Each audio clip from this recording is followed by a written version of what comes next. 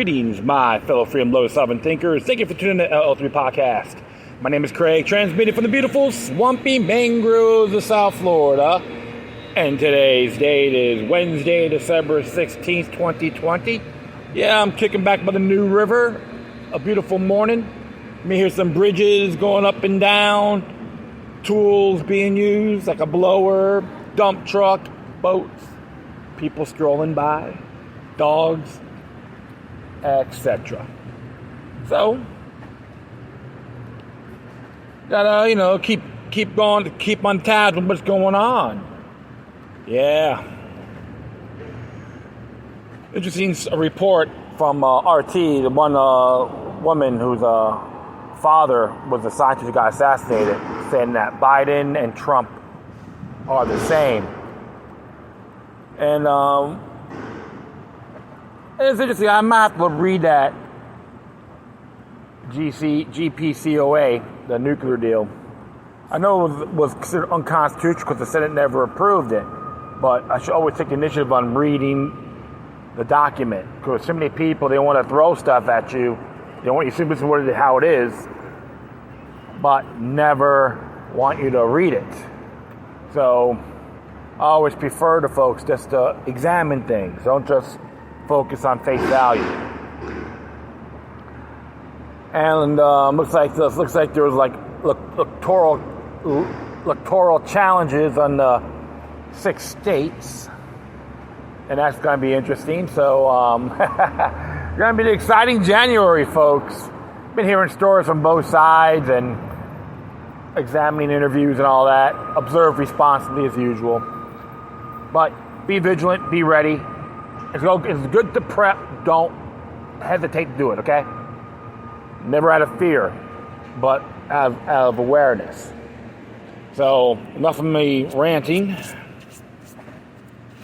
I'm going to start off a couple commentaries here, which is pretty damn cool.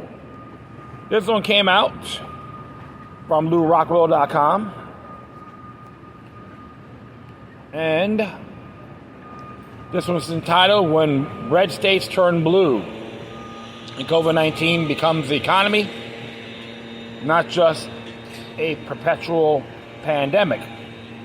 What the Bill Sardi has to say. Democrats own cities, New York, Chicago, Los Angeles, Seattle, Portland, Philadelphia, Boston, etc. Republicans own the space, rural land. This may be why fires raged through rural areas in California as the red zones were burnt to the ground. This may have been a covert attempt to force Republicans to move into cities. Something like that happened in Mexico in a different way. Agenda 21 calls for sustainable urbanization. Woo! Oh, you heard about that, right? The urban revival 3.0 now? Where fire is politically targeted? Regardless, suddenly and unexpectedly, a reversal is happening. The horses are leaving the donkeys behind. A landmark article posted at thehill.com asks, is this the end of cities in America? New York, San Francisco, Los Angeles, Chicago, District of Columbia. New York lost at least 300,000 residents this year. This demographic shift has resulted in the publication of a new book, The Liberal Invasion of Red State America, by libertarian Kristen Tate. You can see that from places like Arizona and Utah, Nevada, and they try to bring their viruses down here in Florida, South Florida especially. And you know what I tell them? Take your contamination somewhere else. I was born in Brooklyn, and I can make that statement. I'll proceed. Techies move out. Competition between states for industry and jobs, a feature of American economy, is alive and well. A few billionaires like Elon Musk leave Democratic tax base, and these Potemkin villages of propaganda run out of money. California's Silicon Valley is experiencing immigration. When executives at Oracle, Hewlett-Packard leave California for Texas, the absence of a state personal tax amount to a 13.3% raise for for top earners. Yet it teaches move to Texas. They are bringing their blue politics as well as their money with them. Will the techies interlopers bring their values with them as well? According to Pew research study, only 42% of Silicon Valley residents say they believe in God with absolute certainty, compared to 71% in Atlanta. Mix red and blue, you get violet. But religion doesn't blend, it polarizes.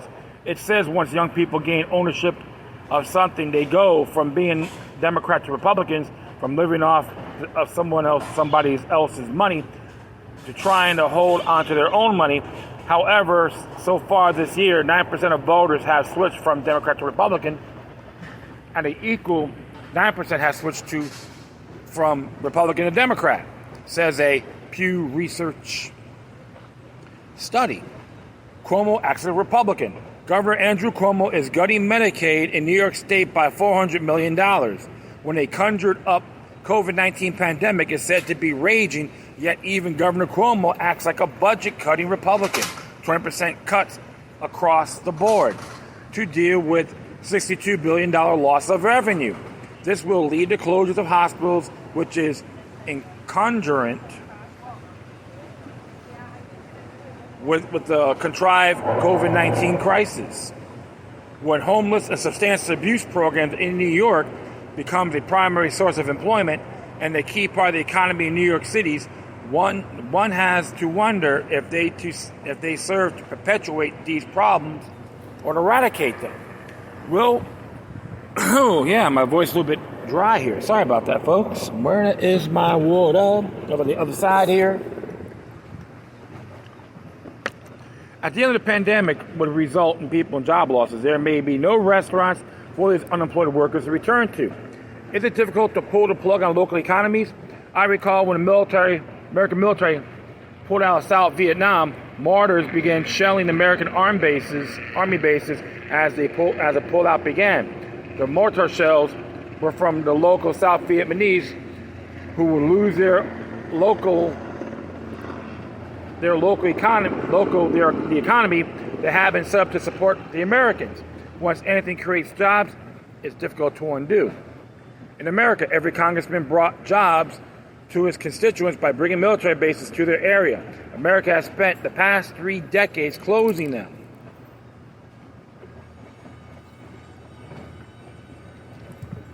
Closure of continental American military bases began in 1988. More than 350 installations have been closed, saving $12 billion. Closures are still ongoing.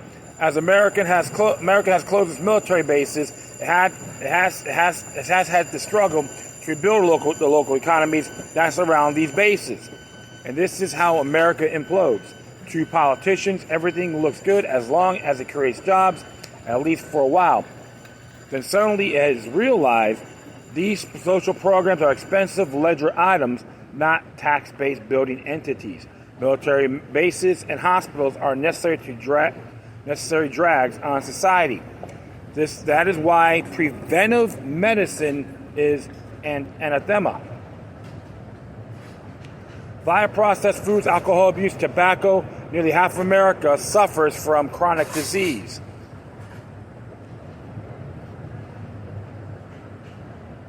That's good for business, so why complain? As disappointing as costly as healthcare is, Americans keep going back for more. However, with no effective vaccine in hand, American medicine has been exposed for what it is, a disease-mongering industry. Health indexes rose and death rates dropped when COVID-fearful citizens shunned hospitals and reached for vitamin C, and D, and zinc pills. A health threat to the medical industrial complex. An annual report of the largest hospital chain in America states preventive medicine is a threat to its business model. Necessity of war. It has been said when a country's economy begins to fail, it needs to start a war. Without wars, there will be 20% unemployment. Actually, the U.S. had 20% unemployment while it was fighting many endless wars in the Middle East, Pakistan, and around the globe. A collapsing economy always begets war. Politicians can blame lean times on an enemy. But the cost of these perpetual wars falls on the backs of the remaining taxpayers to the point where there's no other economy left. In 2003, when the U.S. military moved on Baghdad and Iraq, blowing up its bridges and power plants, it already had contracts with American companies to replace them. Historian Anthony C. Sutton documents how American industry funded World War II from both sides. American bombers blew up German-owned industry, but not American-owned industry in the war. The circuitous economy of war is explained in Anthony Sutton's book, The Best Enemy Money Can Buy. U.S. tax revenue were $3.46 trillion in 2019. War spending, they call it a defense budget, is over $1 trillion. Medicare costs $750 billion. Welfare costs $1.2 trillion. Do you see the big picture here, folks? To grow the economy, government increases the cost of these sectors, but again, they are cost sides, ledger entries. The federal government needs war and poverty to exist because that is its business. Of course, government adds no value to anything and is an expensive ledger item in itself.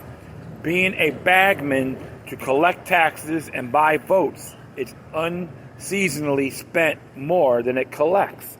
Yeah, so neo-mercantilism at its finest. Not capitalism, folks. Not open free market capitalism. Neo-mercantilism. We can say state capitalism, but it's called mercantilism, neo-mercantilism. Okay? Something that Adam Smith doesn't endorse. All right? Lessons learned. Americans want their restaurants, but they're gone. In the past, American politicians have learned some hard lessons, but they don't take away Americans' guns or vitamins. Now it's learning the same lesson about restaurants. There is pushback. The quality of American life is, to some extent, defined by the quality of its food establishments. Nonetheless, in the wake of the onerous COVID-19 restrictions and lockdowns, an estimate 8,400 retailers and 110,000 restaurants have been closed in 2020. Many will not open. Maybe that's because 70% of contributions by the restaurants have been for the Republican Party.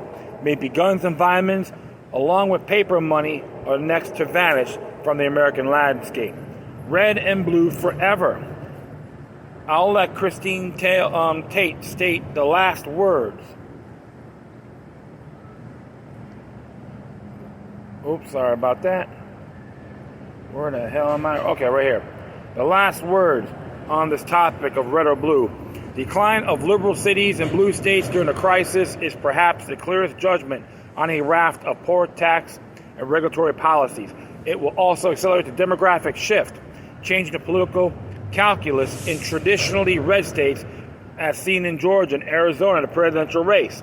Every person who pulled up stakes had a eureka moment in which they ditched the big city for greener pastures. It turned out that this year was that juncture where millions of Americans had their own epiphanies. Historical change in a short time. Just remember, it was Lenin who said, there are decades where nothing happens, and there are weeks where decades happen.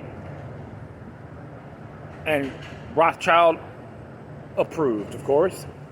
Just who could have predicted such a massive demographic shift in a short period of time? The COVID-19 economy. Has COVID-19 become an economy unto itself? If so, the pandemic is here to stay despite herd immunity or vaccine efficacy. My prediction is all COVID-19 vaccines fail because government wants to continue absolute control while it changes the social contract it has with the citizens. No longer can the federal government fund Medicare and Social Security, particularly now that unemployed Americans don't have FICA deductions taken from their paycheck for these future retirements at medical cost.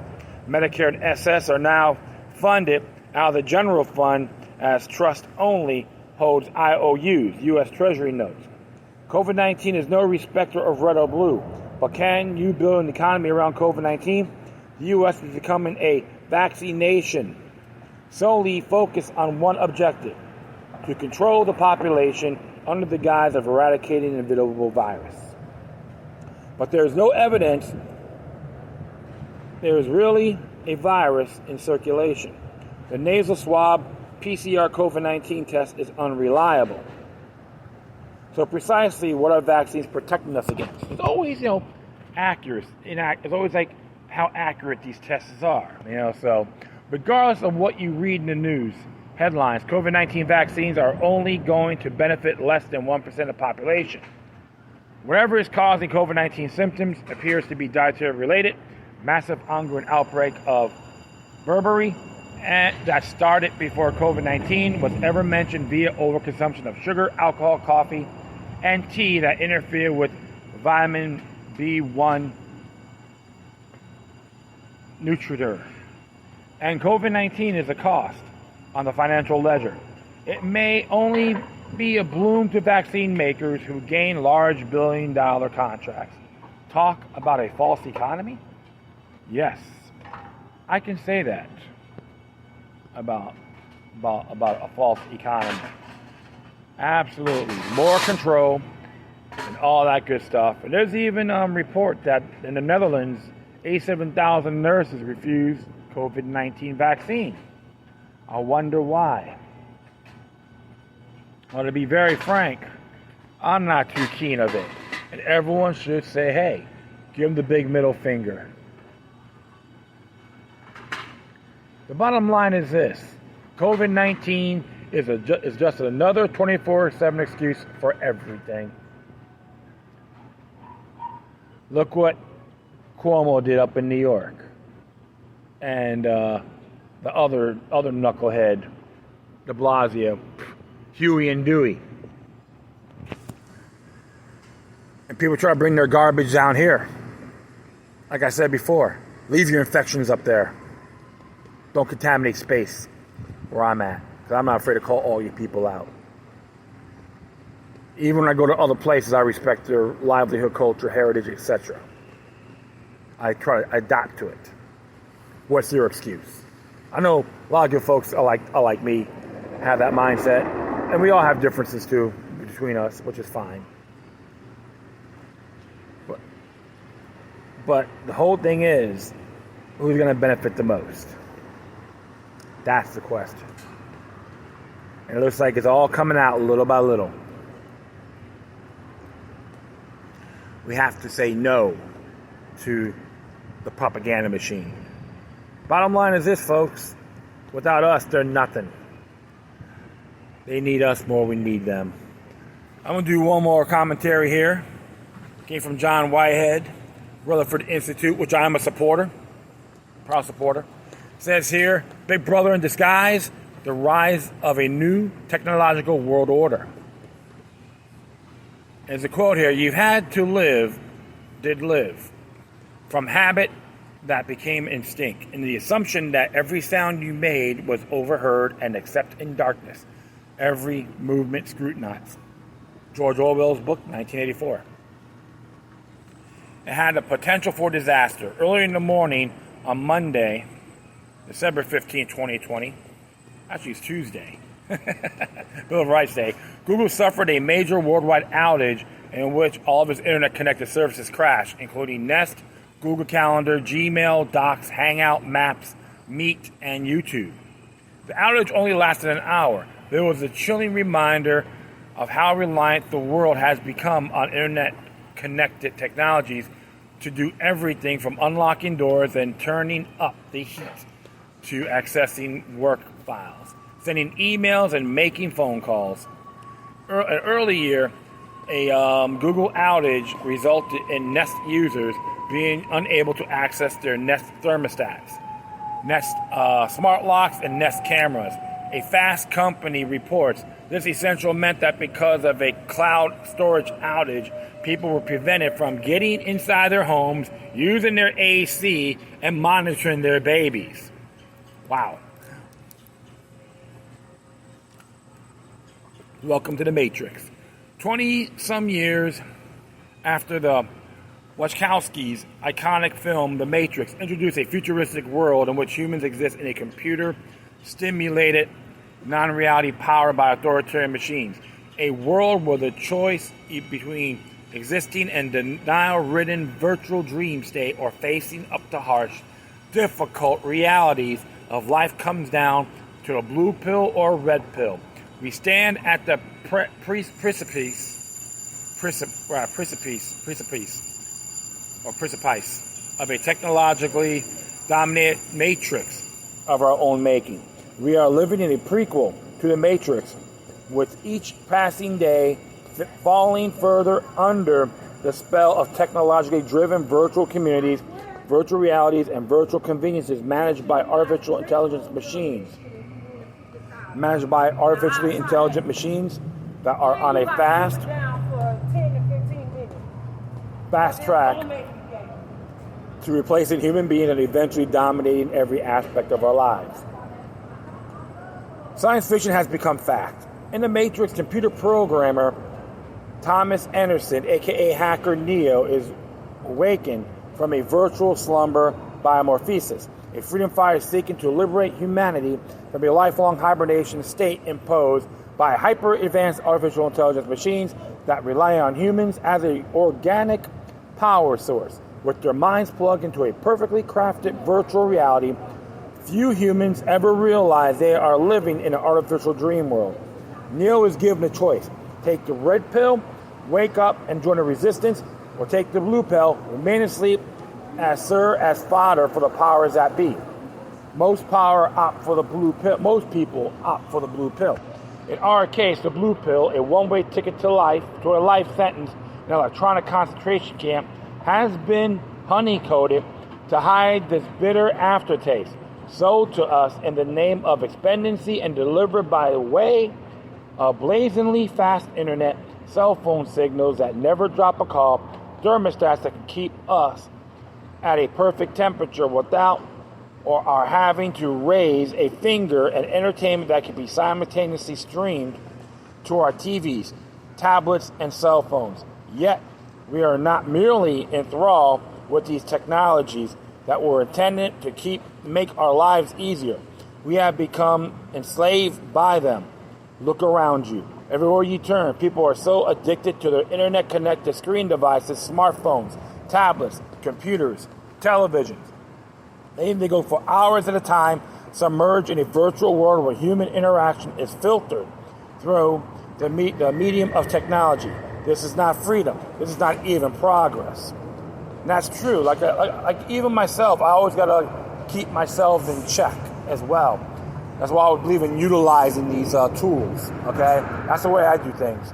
Like doing this show, just spread the love here. You know, this technological tyranny and iron-fisted control delivered by way of the surveillance state, corporate giants such as Google and Facebook, and government spy agencies such as the National Security Agency. So consumed, we are availing ourselves of all latest technologies that we have spared barely a thought for the ramifications of our heedless, headlong stumble towards a world in which our abject reliance on internet-connected gadgets and gizmos is grooming us for the future, which freedom is an illusion. Yet it is not just freedom that hangs in the balance. Humanity itself is on the line.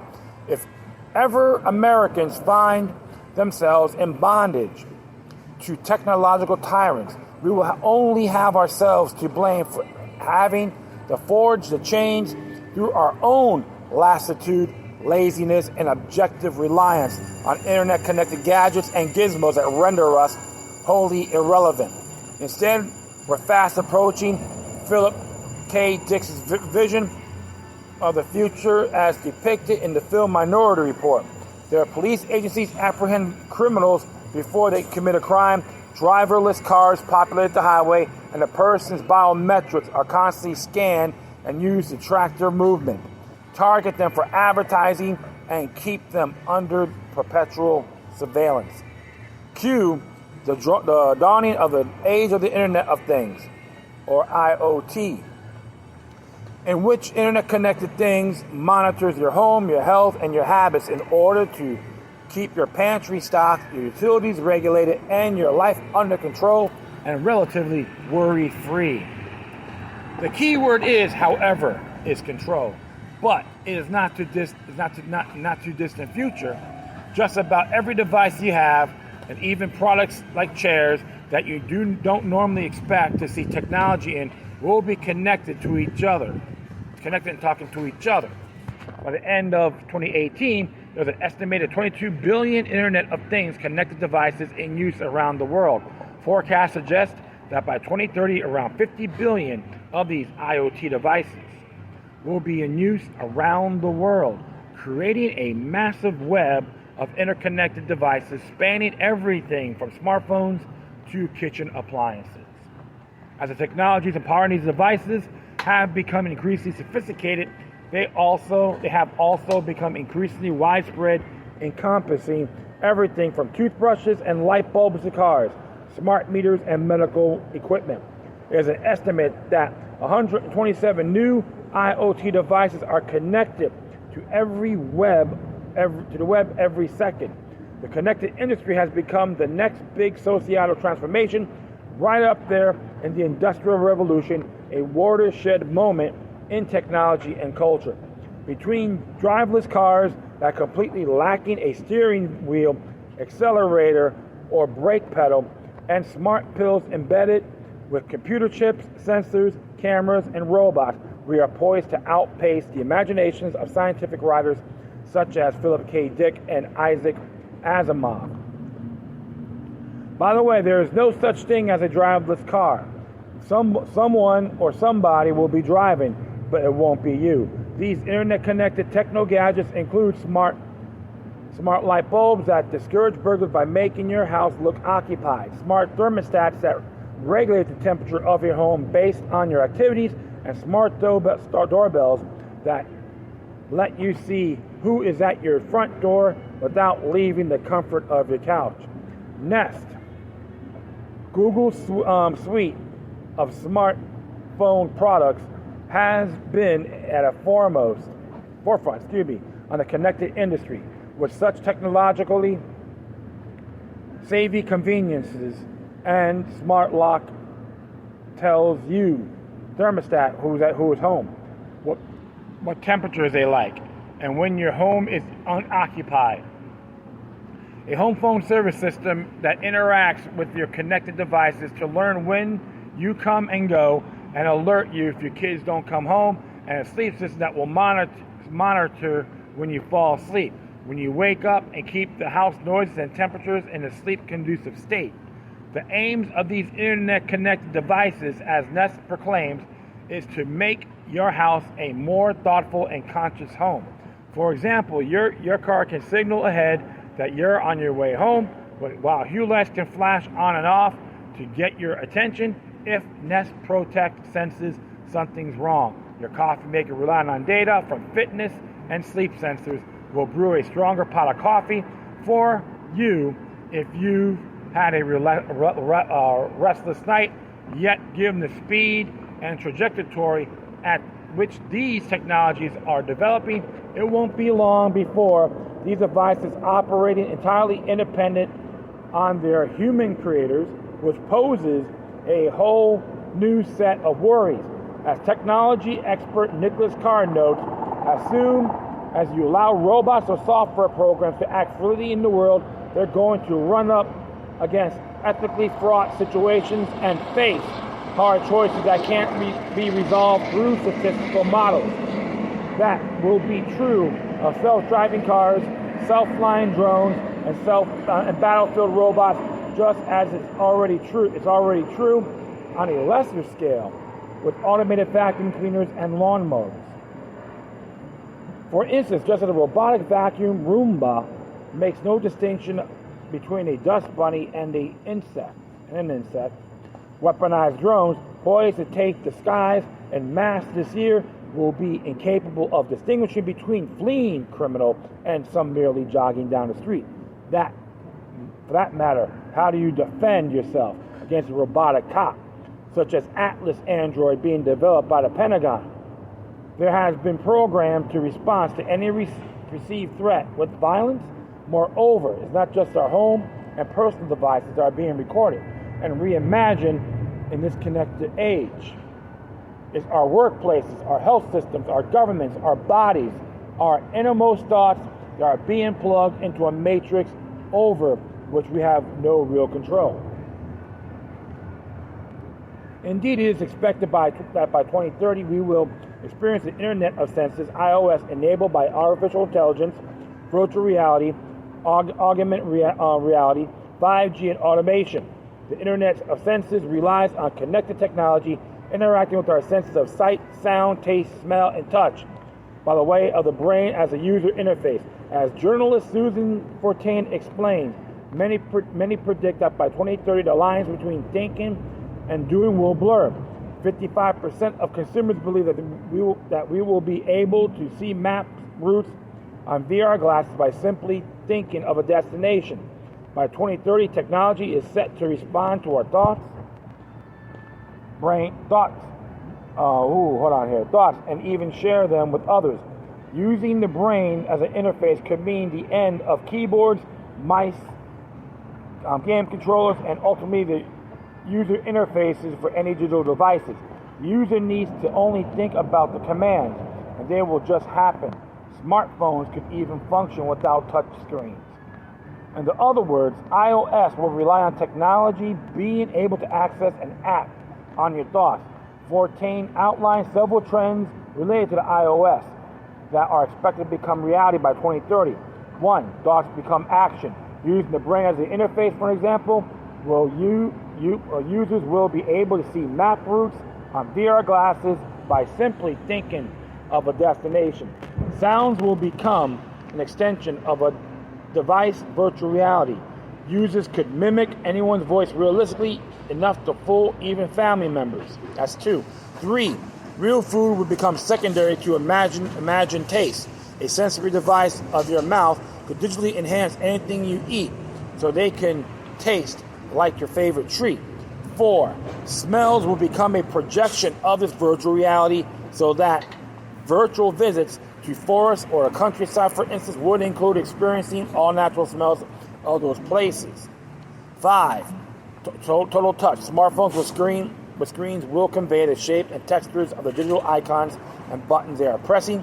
6. Merged reality. VR game worlds will become indistinguishable from physical reality by 2030. Wow. Unfortunately, in our race to the future, we have failed to consider what such dependence on technology might mean for our humanity, not to mention our freedoms. Indigestible or implantable chips are a good example of how unprepared we are, morally and otherwise, to navigate this uncharted terrain, hailed as revolutionary for their ability to access, analyze, and manipulate your body from the inside. These smart pills can remind you to take your medication, search for cancer, and even send an alert to your doctor warning of an impending heart attack. Sure, the technology can save lives, but is that all we need to know? Have we done our due diligence in asking all the questions that need to be asked before unleashing such awesome technology of an unsuspecting populace? For an example, Washington Post reporter Arana Ijongcha, what kind of warnings should users receive about the risk of implanting chip technology inside a body, for instance? How will patients be assured that the technology won't be used to compel them to take medications they don't really want to take? Could law enforcement obtain data that would reveal which individuals abuse drugs or sell them on the black market? Could what started as a voluntary experiment be turned into a compulsory government identification program that could erode civil liberties? Good question. Let me put it in another way. If you're shocked about Edward Snowden's revelations about how DSA agents have used surveillance to spy on Americans' phone calls, emails, text messages, can you imagine what unscrupulous government agents could do with the access to your interconnected car, home, and medications? Imagine what a SWAT team could do with the ability to access, monitor, and control your internet-connected home, locking you in and turning off the lights, activating alarms, etc. Why President Trump signed the Internet of Things Cybersecurity Improvement Act into law on December 4th, 2020, in order to establish a baseline for security protection for the billions of IoT devices flooding homes and businesses. The law does too little protect the American people against corporate and governmental surveillance. Find out if your congressman voted for this as well, and senator. All right, so in fact, the public's response to concern about government surveillance has amounted to a collective shrug. After all, who cares if the government can track your whereabouts on your GPS-enabled devices, so long as it helps you find the fastest route home from point A to point B? Who cares if the NSA is listening to your phone calls and downloading your emails? So as long as you can get your phone calls and emails on the go and getting lightning fast internet on the fly, who cares if the government can monitor your activities in your home by tapping into your internet-connected devices, thermostat, water lights? So as long as you can control things with the flick of a finger, whether you're across the house or across the country, the control is the key here. As I make clear in my book, Battlefield America, The War on the American People, total control over every aspect of our lives, right down to our inner thoughts, is the objective of any totalitarian regime. George Orwell understood this. Orwell's masterpiece 1984 portrays a global society of total control in which people are not allowed to have thoughts that in any way disagree with the corporate state. There is no personal freedom, and advanced technology has become the driving force behind the surveillance-driven society. Snitches and cameras are everywhere, and people are subject to the thought police, who deals with anyone guilty of thought crime. The government or party is headed by Big Brother, who appears on posters everywhere with the words, "Big Brother is watching you." Make no mistake, the Internet of Things and its twin, the Internet of Senses, is just Big Brother in disguise. He's absolutely correct. Remember, technology should be enhancing humanity rather than enslaved. Even myself, we all have our moments. But the bottom line is this, folks. Try to keep everything minimal as possible. If not, don't use a cell phone for everything. Don't leave your eggs in one basket. I try not to do that. And I admit it, we all have bad habits, including myself. But you always got to learn how to improve our ways. Even a person myself, I have atlases, road maps, and all that. I study the stars. That's essential. You should all learn about these things with nature. Okay? Technology is a good thing, like I said before, but the truth of the matter is, without us, they're nothing. So what is your destiny? I know mine. And that will be it. I'd like to thank everyone for listening. Plus, feel free to download and share us throughout your social media networks. If you have any questions, comments, or you say something that's interesting you want to check out, whatever you do, please send your correspondence with Decorum. Furthermore, I'll leave the footnotes of these of this episode on my Spreaker page. If you have any questions, comments, I already said that. If you want to contact me, you can hit me at LokiLuck3@gmail.com or LokiLuckNumbers03@protonmail.com. And if you want to send me a donation, you can hit me at paypal.me/LokiLuck3. Hey, support Lou Wackrell and the Rutherford Institute. Tell them Loki Luck III sent you. Once again, thank you for your time. You hear the bridge bell ringing. And always remember that demonic resistance is healthy for the soul and can liberate humanity. Until next time, take care of yourselves. Keep on spreading the love. And may your guardian spirits be with you.